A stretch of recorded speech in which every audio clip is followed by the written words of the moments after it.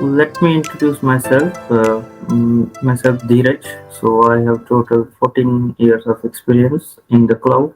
I have worked on AWS, GCP as well as VMware and the IBM cloud. So from 2017 start ending, I am working on the Google Cloud. Also, I am certified on Google Cloud like ACE, Associate Cloud Engineer, PCA. PCA I need to renew. However, both I am certified. Then I am conducting these batches from 2020. So a lot of people I have trained, and they are also certified as a part of this particular course. I hope you all can see the screen. Yes. Yeah. So in Google, there are three kinds of certification. One is foundational, then second is associate one, and the third is professional certification. In the foundational, you will have cloud digital leader, which is very basic, where you don't have any hands-on experience or no technical. It's kind of very beginner level. This associate level certification is nothing but associate cloud engineer, which we call as ACE, GCP ACE. So this requires a hands-on experience. You need to have understanding of each and every service used in Google Cloud. And then the professional one, here you have very first is the professional cloud architect, which we call as PCA.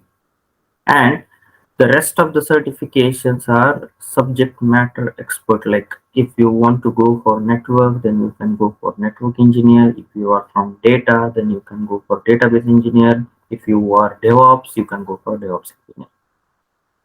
So likewise, we have other certification like ML is also there, which is they have introduced very beginner. This is also they recently, I mean not recently, but last 1 year it is there. So if you are really targeting after this is the first level, which will give you the understanding of each and every service used or available in Google Cloud. Cloud architect will give you the understanding of business requirement as well as technical requirement. Here you are mainly focusing on technical requirement. Here you are focusing on business plus technical, as well as you are working on like if I want to give a solution to the customer based on his requirement. So what are all the his business requirement? What are all his technical requirement? Does he need a cost saving, or what kind of services we can go for? So kind of solution implementing. So this is the cloud architect, and the rest, as I said, it is subject matter expert. So any questions on this certification path?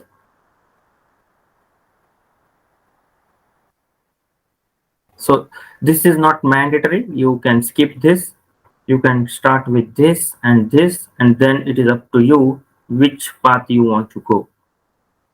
But at least this and this. So the course for cloud engineer and cloud architect is exactly matching, except few case studies, so which are additional in the cloud architect. Otherwise, rest of the course is exactly matching. So whenever we start a course, basically you will be prepared for this as well as this certification. Any questions?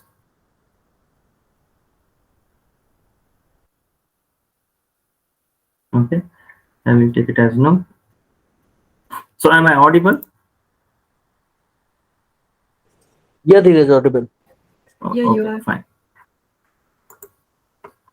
Then coming to the course, what exactly we are going to cover, how exactly the course will be, what you will get after completion of this course. So basically all these things I have mentioned in this particular course contents. So to start with this course, you should have at least a little understanding of all these prerequisites, like what is Linux basic commands, like how to create a directory, how to navigate a directory, how to cat a file, basically how to see the contents of the file, delete a file, move a file from one location to another location, copy a file. So these kind of basic commands in the Linux platform you should be aware of, because we are interacting with Google Cloud Platform from the console, from the CLI interface as well as REST API, and also from the template that is called as YAML template. So that is the reason these commands are helpful whenever you are going to interact with the CLI interface. Virtualization concepts, type 1, type 2, basically each and every cloud is using the virtualization. So at least you should know the difference between the type 1 and type 2. This is optional, but if you know, it will be good. The third is basically whenever we start a course, you should have a free tier account. Google is providing a free tier account which is valid for 90 days. So you have to just go for this particular steps, which creating an account on Google Cloud Platform. So it is a free account, so you can just follow these steps. So once you follow, basically you need to pass what country, you need to agree the conditions, then email updates and all. So you will get $300 credit for free, so that you can use for 90 days. It was earlier for 12 months, but now it is reduced from 12 months to the 90 days. Then you can select account type as individual, tax status as unregistered, and all name and address. And then you need to provide your, just for verification purpose, you need to provide the card details. So 2 rupees will be deducted from your account and then they will be credited back to you again. So they are saying 100, but it is 2 rupees actually. And then you will have your own account which you can use for practicing purpose. So whatever labs as a part of this course that you can run or use in this particular free tier account, so which is needed. Then you should have the understanding of like what is infrastructure as a service, platform as a service, software as a service. Then there are a couple of new things are also added, like what is mean by database as a service, function as a service, then storage as a service. So a lot of new things are also coming, but the basic or the core components of cloud services are like infrastructure, platform, and software. So these you should know the clearly understanding of what is mean by IaaS. So which service falls under IaaS, what is mean by platform, so how exactly it is different from the IaaS, and what is mean by SaaS, and how exactly it is different from IaaS and PaaS. So that is the main purpose. So we are covering this little bit, but if you go by yourself, you it will be good actually. That is the purpose of this. Then on the databases, so there are database services in our syllabus. So at least you should know the relational database and non-relational database difference. So that is what is expected. At least you should know. For Kubernetes, if you know, so we have a Kubernetes service which is called as Google Kubernetes Engine. So for that purpose we should know like why people go for Kubernetes, what exactly it is using in the behind, basically Docker container. So at least you should know these Docker concepts for this particular course.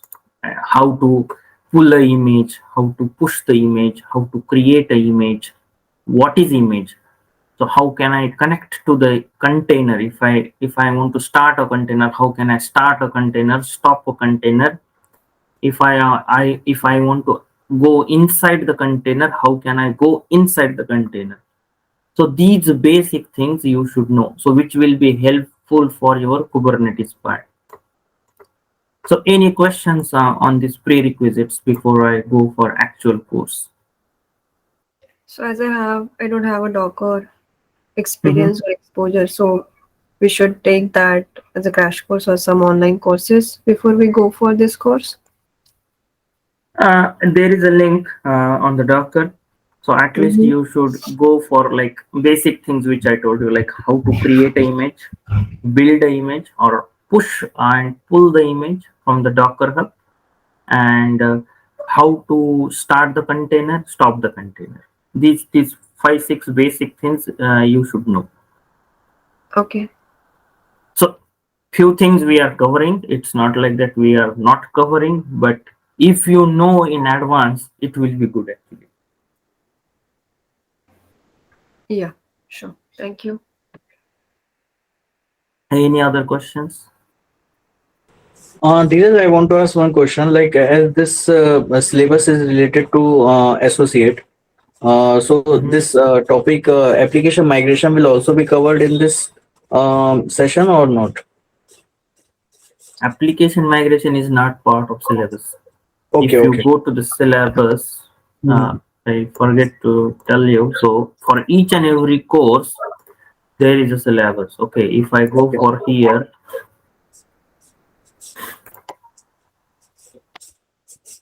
so there is an exam guide.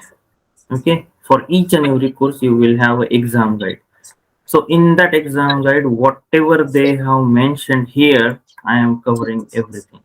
So okay, like okay. Got planning it. and configuring, then setting up a cloud solution, then deploying and implementing a cloud solution, then ensuring successful operation of a cloud solution. So all these areas, whatever they have mentioned here, for this particular associate cloud engineer, I am covering. Plus, in the cloud architect also there is an exam guide. So if you see, so for cloud architect, you have, let me just show you. There are a couple of use cases. Let me go here. Yeah, so these are the four use cases, case studies, I would say. So these case studies you need to understand, and this is a syllabus which is exactly similar to the one which we discussed there. Okay.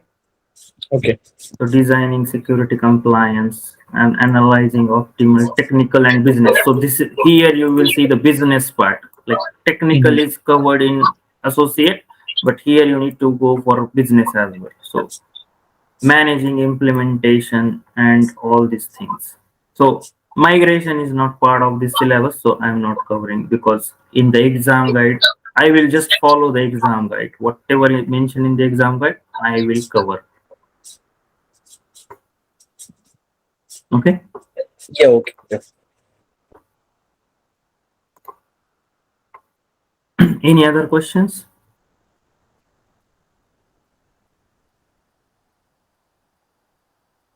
Okay. So then next is, if you see, I guess you might have seen this console from the Google Cloud, how exactly it is. This is the console.cloud.google.com. This is the URL which each one of you can use it to access the console.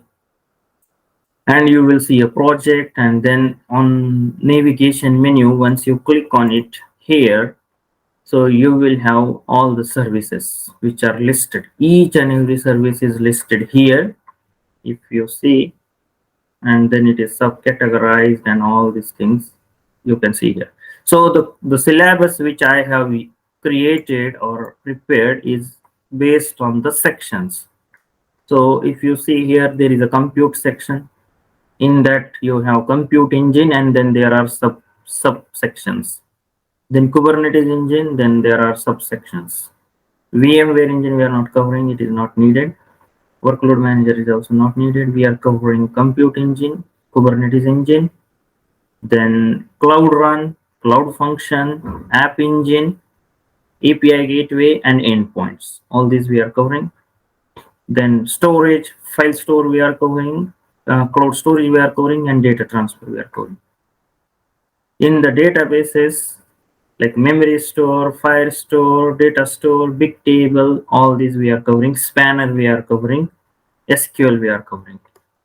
So similarly, so like if you see in the databases, we have database section, storage section, compute section, serverless section, then networking section, then operation section. So the similarly, I have created here the same thing. So resource hierarchy is basically you should know the understanding, or you should have understanding of how the skeleton of Google Cloud Platform works. What is organization? What is folder? What is project? What is resource?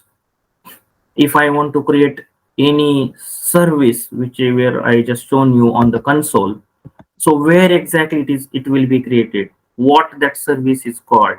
So all these basic things we are covering under resource hierarchy to understand the skeleton of the Google Cloud.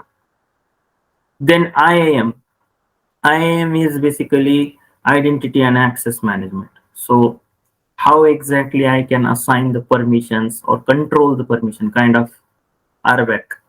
Okay, so this is where identity and access management comes into picture. There are different types of roles available, what best practices which we need to follow, and the service account which is playing an important role in the IAM, and quotas to control the billing of the Google Cloud Platform. How exactly it works? So that is what we are going. So this is just a list. Okay, few high level bullet points I have added.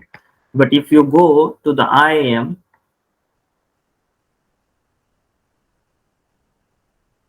so IAM and admin. So here, if you see, we are covering this IAM, we are covering service account, we are covering labels, we are covering tags, we are covering identity aware proxy, we are covering roles, audit logs we are covering, then how to create a project is also we are covering, quotas we are covering, and groups we are covering. So I have mentioned only the main points on the document. However, we are covering more than that, and it will be too much for you if I cover each and everything. So which is whatever service is mostly used on the organization level, so I am covering those. In the similar way, in the compute, we are covering compute engine, which is called as infrastructure as a service. So how to create a VM, what are all the components needed to create a VM, like disk, image, template, group, machine type, and startup scripts. So these are just few points. Apart from that, there are a lot of other points which you can see here, like what is mean by disk, snapshot, images, health check, instance group, then network, volume, then zones, then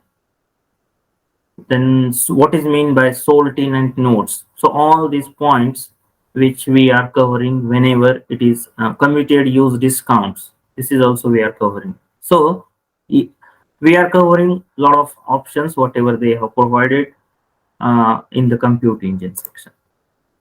Similarly, Google Kubernetes engine. So for this particular, you should know like Docker and all. So what is mean by node, pod, services, how to auto scale, how whenever you are deploying any application, and if you have some enhancements, so how will you roll over your changes from V1 to V2? And if there are any issues you have observed, then how will you roll back from V2 to V1? So all these operations we are covering in this Kubernetes engine. So basically we are taking one example, deploying an application, accessing that application from the external user, then we'll do some enhancements and we'll again roll over those changes and we'll roll back those changes. And how seamlessly it is working, that is what we will be seeing in the Kubernetes engine. So this is a not purely infrastructure as a service, not purely platform as a service. So that is why it is called, it falls under hybrid cloud services. It takes few features from infrastructure as a service which are good, and it takes few features from platform as a service which are good. And that is why it falls under hybrid cloud services. Any questions so far? So whatever I have covered in this particular page, any questions?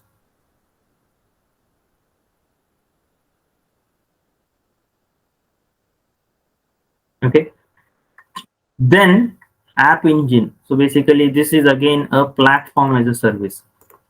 So here we have environments, like what is mean by standard environment, what is mean by flexible environment, for what purpose application engine is used, how can I deploy the application, how can I split the traffic, the features of application like services, versions, traffic splitting, memcache, disabling of application, using of custom domain.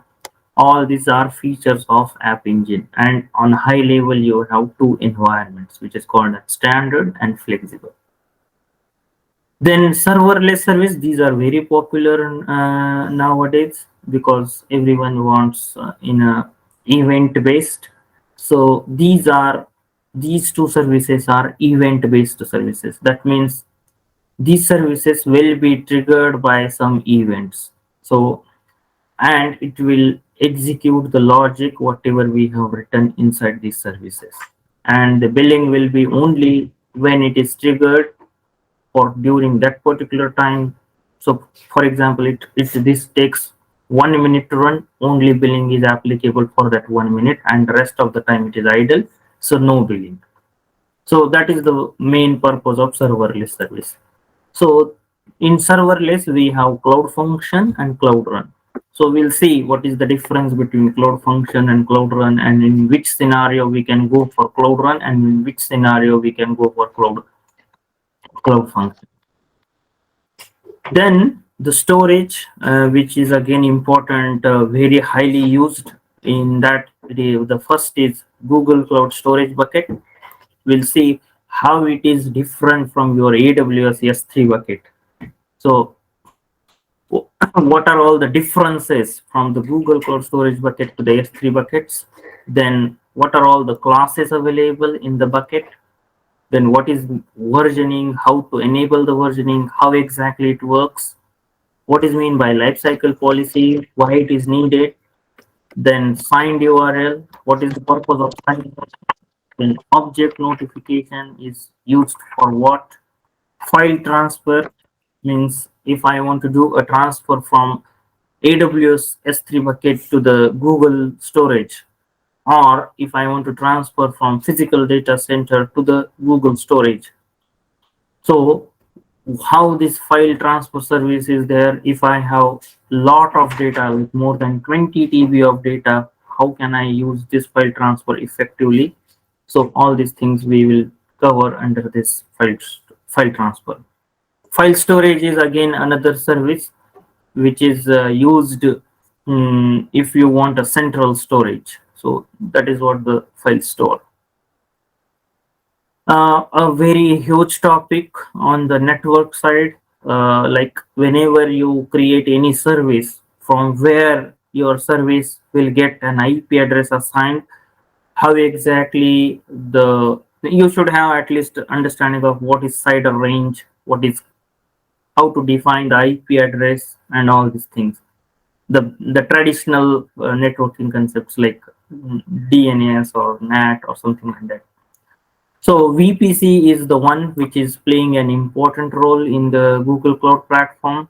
So we'll see how to create a network. So what are all the different modes of the network available in Google Cloud Platform?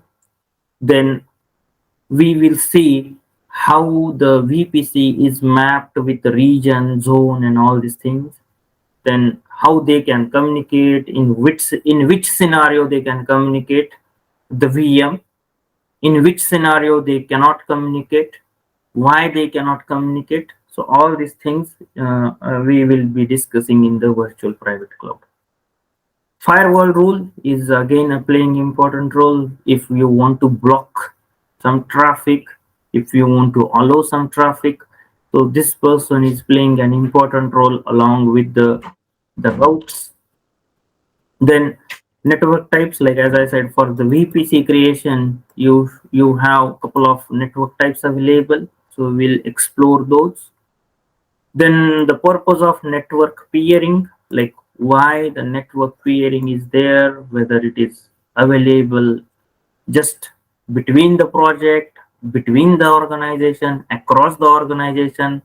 So how exactly it is, that is what we will see in the network peering and why it is needed. Again, the shared VPC. So what is the purpose of shared VPC? What are all the things which we need to remember to use this or the prerequisites for the shared VPC? So these are very high level words, but we will be discussing in detail whenever we are in network section. Then external IP addresses. This is just to how to reserve IP address and what happens and how we can use it. Then load balancer, CDN, NAT, DNS, and the Bastion host. So these are again additional services. Hybrid connectivity means from your on-premises or from your other cloud apart from GCP, if you want to connect or if you have a connection to the Google Cloud, then what are all the hybrid connectivity? This means services available in Google Cloud. The first is Cloud VPN, the second is Cloud Interconnect.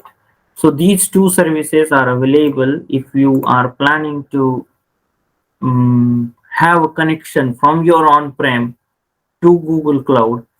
So then you have to make use of these two services. We'll see what is the difference between them and when to use when.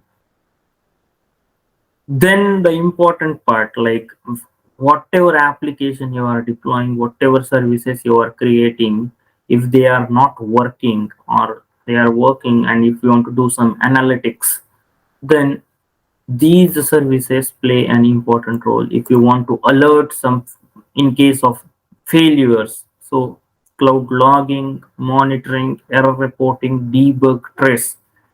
So the app operations suite in the Google Cloud available. It is kind of one-stop shop for all these services. So how to check a log for each and every service, how to monitor the log, how to raise an alert, then how to check the error reporting, then how to debug. For example, you have deployed one application, but you don't know where exactly it is failing, at which line of the code. So this will help you to understand or debug very quickly and help you, okay, this is the line where your code is failing and that is why I'm getting this error. So till that depth, it will help you. So this is the operation suite. Then in the databases, we have two databases, basically relational. In a relational, we have two. First is called as Cloud SQL and another is called as Spanner. And in a non-relational, we have data store and big table. So total 4 databases which we are going to discuss, 2 in a relational and 2 in a non-relational. Apart from that, the big data, like everyone is now on the big data, like data. So they want to do some analytics, they want to do some modeling on that data, some charts, reports. So for that purpose, these services are available in the Google Cloud. So BigQuery is mainly used for data warehouse or analytics. PubSub is basically for kind of your message queue, if you are aware of message queue, Apache Kafka or something like that. Then Dataproc is basically kind of it is kind of orchestration. Dataflow is again orchestration. It is used to your filtering the data, do some transformation on your data. Then each one is have its own purpose. Okay, it's not like that. Why these two services? You may ask, like, if they are used for orchestration, then why we have two services, two different services? So the purpose for data flow is different. The purpose for data proc is different. Data Studio, it is now rebranded as Looker Studio. So it was earlier external service to the Google Cloud. Now it is in-house service and rebranded with the name as Looker Studio. So that is another. Then there are a couple of tools available. like what is cloud source repository, what is container registry, what is deployment manager.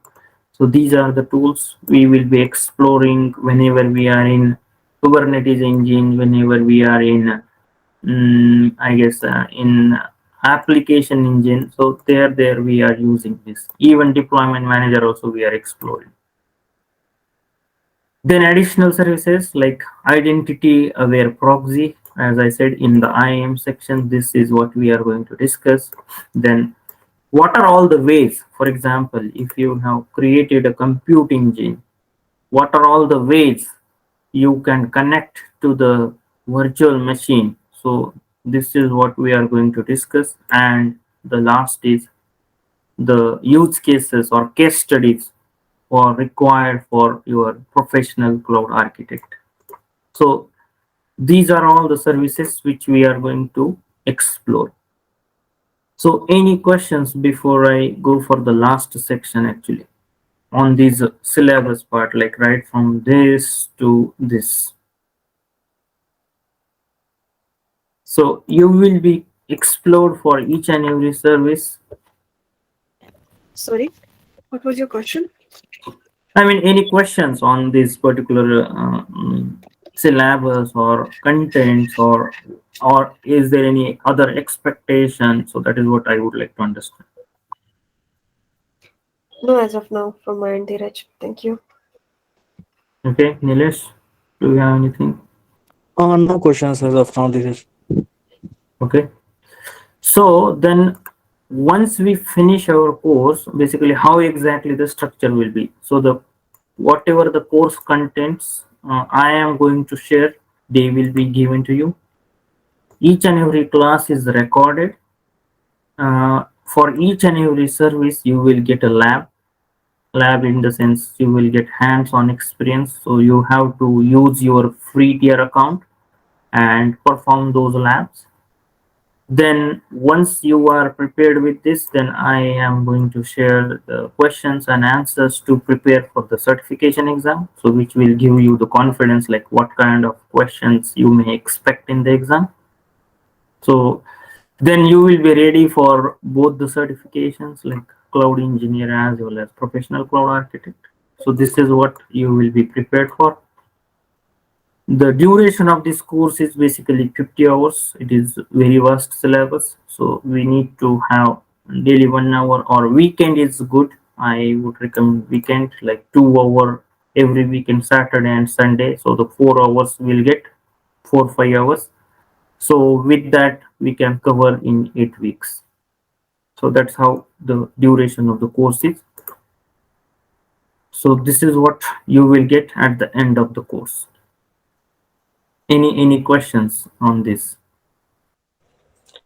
Dheeraj, I want to ask one thing. Mhm.